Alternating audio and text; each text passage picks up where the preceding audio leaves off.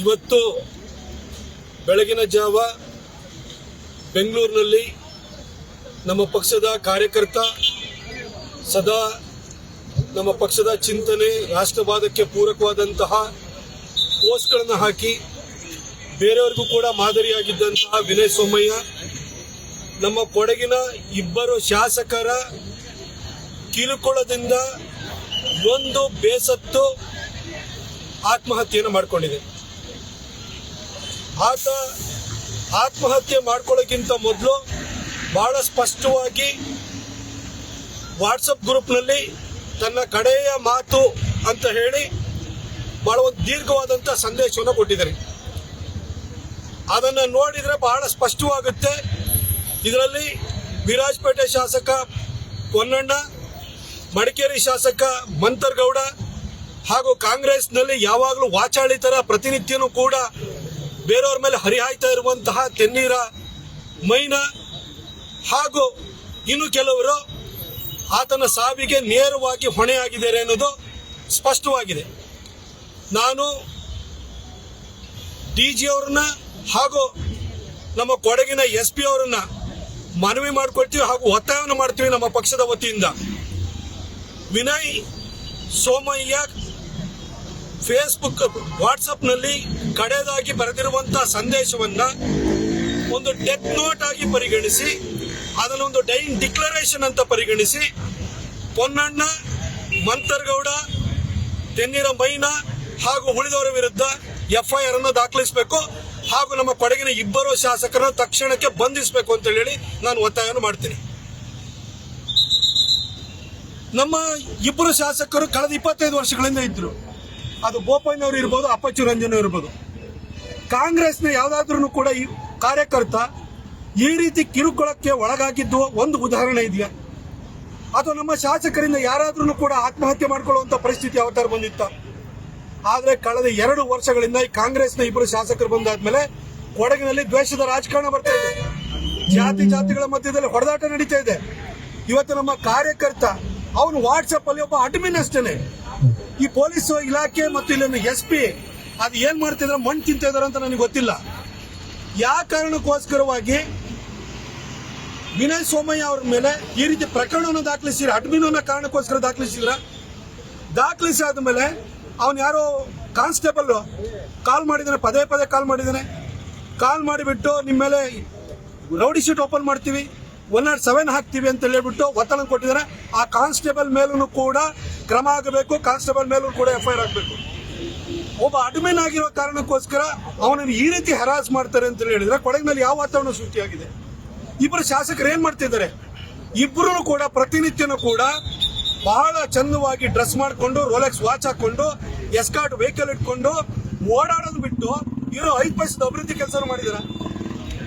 ಪೊನ್ನಣ್ಣನ ವಿರುದ್ಧ ಯಾಕೆ ಸಾಮಾಜಿಕ ಜಾಲತಾಣದಲ್ಲಿ ಆ ರೀತಿ ಒಂದು ಪೋಸ್ಟ್ ಬಂತು? ಯಾವ್ದೋ ಒಂದು ಟಾಯ್ಲೆಟ್ ಕ್ಲೀನ್ ಆಗಿಲ್ಲ ಅಂತ ಹೇಳಿ ಪೊನ್ನಣ್ಣನ ಪೋಸ್ಟ್ ಹಾಕಿದ ಕೂಡಲೇ ಯಾವ್ದೋ ಜಾತಿ ವಿರುದ್ಧ ಮಾಡಿಬಿಟ್ರು ಅಂತ ಹೇಳಿ ಅಪಪ್ರಚಾರ ನೀವು ಮಾಡ್ತಾ ಇದ್ದೀರಿ. ಅಲ್ಲ ರೀ, ನೀವು ಶಾಸಕರಾಗಬೇಕು ಅಂತಂದ್ರೆ ಜನರ ಬಗ್ಗೆ ಕಾಳಜಿ ಇಟ್ಕೊಂಡಿರ್ಬೇಕಿತ್ತು. ನೀವು ಎಲ್ಲೋ ಕೇಸ್ಗಳನ್ನ ಫಿಕ್ಸ್ ಮಾಡ್ಕೊಂಡು ಪೊನ್ನಣ್ಣ ನೀವು ಇಲ್ಲಿ ಬಂದು ದುಡ್ಡು ತಗೊಂಡ್ಬಂದು ಇಲ್ಲಿ MLA ಆಗಿದ್ದೀರಿ, ಇನ್ನೊಬ್ಬ ರಿಯಲ್ ಎಸ್ಟೇಟ್ ಮಾಡ್ಕೊಂಡು ಬಂದು ಇವತ್ತು ಇನ್ನೊಬ್ಬ MLA ಆಗಿದ್ದೀರಿ. ಬಿಟ್ಟಿ ಕಾಸ್ನಲ್ಲಿ ಬಂದು MLA ಆಗಿರ್ಬೋದು, ಆದ್ರೆ ಜನರ ವಿಶ್ವಾಸವನ್ನು ಗಳಿಸೋ, ಜನರ ಪ್ರೀತಿ ಗಳಿಸಬೇಕು ಅಂದ್ರೆ ಜನರ ಕೆಲಸ ಮಾಡಬೇಕಾಗುತ್ತೆ, ಜನರಿಗೆ ಸ್ಪಂದಿಸಬೇಕಾಗುತ್ತೆ. ನಿಮಗೆ ವಾಟ್ಸಪ್ ಗ್ರೂಪ್ ಇರ್ಬೋದು, ಫೇಸ್ಬುಕ್ ಇರ್ಬೋದು, ನಮಗೂ ತುಂಬಾ ಬೈತಿರ್ತಾರೆ. ನಾವು ಅದನ್ನು ಸಕಾರಾತ್ಮಕವಾಗಿ ತಗೊಳ್ತೀವಿ. ಕೆಲವೊಂದ್ಸರಿ ಎಲ್ಲ ಮೇರೂ ಕೂಡ ಬೈದಿರ್ತಾರೆ. ಅದು ದ್ವೇಷದಿಂದ ಬೈದಿರೋಂಥದ್ದನ್ನ ನಾವು ಇಗ್ನೋರ್ ಮಾಡ್ತೀವಿ.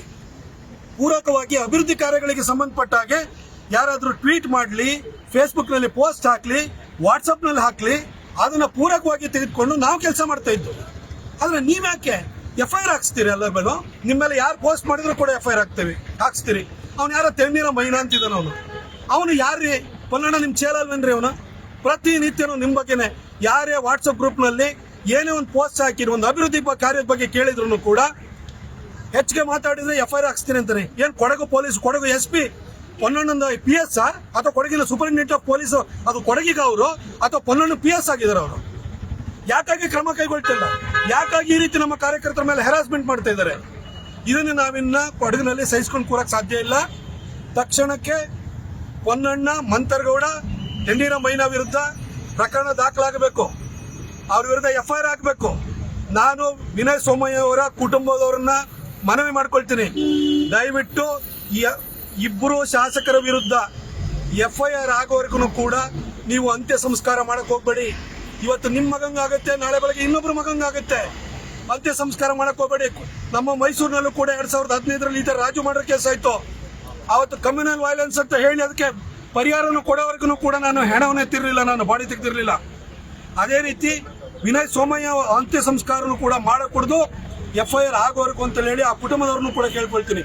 ಹಾಗೆ ನಮ್ಮ ಕಾರ್ಯಕರ್ತರಿಗೂ ನಾನು ಮನವಿ ಮಾಡ್ಕೊಳ್ತೀನಿ, ಇವರಿಬ್ಬರು ಶೋಕಿಲಾಲಗಳು ಯಾರಿದ್ದಾರೆ MLAಗಳು, ಇವ್ರು ಎಲ್ಲೇ ಹೋದ್ರು ಕೂಡ ಗೆರಾವ್ ಹಾಕಬೇಕು, ಅವರನ್ನು ಪ್ರಶ್ನೆ ಮಾಡಬೇಕು. ಯಾಕೆಂದ್ರೆ ವಿನಯ್ ಸೋಮಯ್ಯ ವಾಟ್ಸಪ್ ಗ್ರೂಪ್ ನಲ್ಲಿ ಮಂತರಗೌಡೆಯಿಂದ ಕಾಲ್ ಹೋಗಿದೆ. ಏನು ಕೇಳಬೇಡಿ, ಏನು ವೈಯಕ್ತಿಕವಾಗಿ ಬಂದ್ ಹೇಳಕ್ಕೆ ಏನು ಇವ್ರ ಮನೆ ಕೆಲಸನ? ಇದನ್ನ ಧಮಕಿ ಹಾಕುವಂತ ಕೆಲಸ ಮಾಡಿದ್ದಾರೆ ಇಬ್ರು ಶಾಸಕರು. ಅದರಲ್ಲೂ ಪೊನ್ನಣ್ಣ ಎಂತ ದ್ವೇಷದ ರಾಜಕಾರಣ ಮಾಡ್ಕೊಂಡಿರುವಂತದ್ದು. ಹಾಗಾಗಿ ಇಬ್ರು ಶಾಸಕರ ವಿರುದ್ಧ FIR ಆಗಬೇಕು, ಅವರನ್ನ ಬಂಧಿಸುವಂತ ಕೆಲಸನೂ ಕೂಡ ಆಗಬೇಕು. ಕೊಡಗಿನಲ್ಲಿ ಶಾಂತಿ ಮತ್ತು ಸೌಹಾರ್ದತೆಯ ವಾತಾವರಣ ಸೃಷ್ಟಿಯಾಗಬೇಕು ಅಂತಂದ್ರೆ ಇಬ್ಬರು ಶಾಸಕರು ಆದಷ್ಟು ಬೇಗ ತೊಲಗಬೇಕು. ಇವ್ರ ವಿರುದ್ಧ FIR ಹಾಕಬೇಕು ಅಂತ ಹೇಳಿ ನಾನು ಪೊಲೀಸ್ ಇಲಾಖೆಯನ್ನ, ರಾಜ್ಯ ಸರ್ಕಾರವನ್ನು ಕೂಡ ನಾನು ಕೇಳ್ಕೊಳ್ತೀನಿ.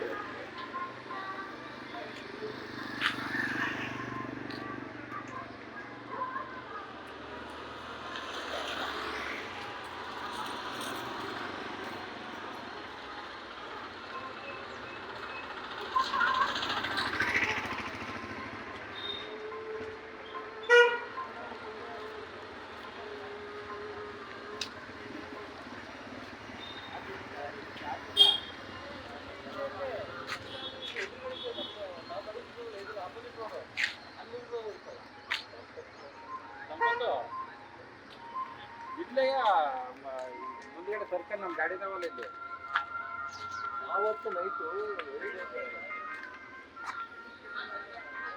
ನಾಟಕ್ಕೆ ಹೇಳ್ತಾ ಇಲ್ಲಿ ಹೇಳಿದೆ